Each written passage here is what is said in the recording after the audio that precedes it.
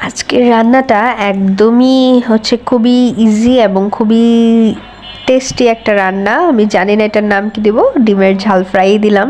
তো প্রথমেই আমি দুইটা হাঁসের ডিম এখানে দিয়ে দিয়েছি এবং পরিমাণ মতো লবণ দিয়ে আমি এটা ডিমের ভুজিয়া বানিয়ে নিচ্ছি, মানে নুডলসে যেরকম বানিয়ে নেন আপনারা, তো সেরকম এরকম ঝিরিঝিরি করে ডিমটা ফ্রাই করে নিচ্ছি।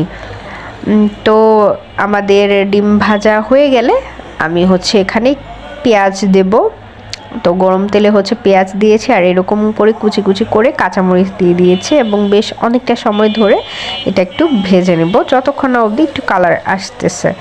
তো আসলে এই রান্নাটা সব মিলে করতে মেবি 5 মিনিটের মতো সময় লাগে এবং খেতে কিন্তু খুবই ভালো। আপনাদের হাতে যখনই সময় না থাকে তখন আপনারা এটা ইজিলি করে নিতে পারেন এবং যেহেতু কম সময় লাগছে এর জন্য স্বাদ কম হবে এমন না, এবং স্বাদ কিন্তু অন্য সব কিছু অনেক বেশি ভালো, অনেক বেশি কালারফুল এবং টেস্টি। তো এরকম ভাজা ভাজা হয়ে গিয়েছে, দেখতেই পাচ্ছেন। এরকম একটা কালার হয়ে গেলে আমি পরিমাণ মতো এখানে লবণ দিয়ে দিলাম আর একটু হলুদ দিয়ে দিলাম আর একটু মরিচের গুঁড়া এবং খুবই সামান্য একটু জিরের গুঁড়ো দিয়ে দিলাম, ব্যাস। তো এগুলো সবগুলো মশলা আমি শুকনো অবস্থাতেই ভেজে নেব, পানি দিব না। পানি ছাড়া এটা ভেজে নিলে কিন্তু কালারটা আরও বেশি সুন্দর হয় এবং ফ্লেভারটা আরও বেশি মানে এনহ্যান্স হয়, ফ্লেভারটা আরও বেশি ভালো লাগে। তো এরকমভাবে আমি সবগুলো মশলার সাথে আগে পেঁয়াজটা এরকম ভেজে নিচ্ছি। ভেজে নেওয়ার পর আমি এখানে পানি দিয়ে দিচ্ছি। পানিটা আমি খুব বেশি পরিমাণে দিব না, যেহেতু এটা মাখো মাখো রাখবো। তো পানি দেওয়ার পর আমি আমাদের যে ডিমের ঝুড়িটা ছিল, ডিমের ভুজিয়া, তো ডিমের ভুজিয়াগুলো আমি এখানে ছেড়ে দিচ্ছি। ছেড়ে দেওয়ার পর আমি বেশ অনেকটা সময় একটু ঢেকে রাখবো, ব্যাস।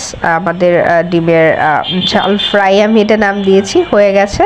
এবং আপনার নামানোর আগে চাইলে একটু ধনিয়া অথবা একটু জিরের গুঁড়ো দিতে পারেন। তো পানি দিয়ে দেওয়ার পর একটু ঢেকে রাখবেন, মৃদু তাপে একটু ঢেকে রাখবেন, তাহলে কিন্তু কালারটা সুন্দর আসবে। তো দেখতে পাচ্ছেন এরকম মাখো মাখো একটা স্ট্রাকচার এসেছে। তো এটা একদম গরম গরম ভাতের সাথে অথবা রুটির সাথে খেতে কিন্তু খুব ভালো লাগে। তো আমি আসলে একদম 5 মিনিটের মধ্যে এটা রান্না করে ফেলেছি। তো এটা বাচ্চাদের টিফিনের জন্য কিন্তু একটা ভালো আইটেম হতে পারে।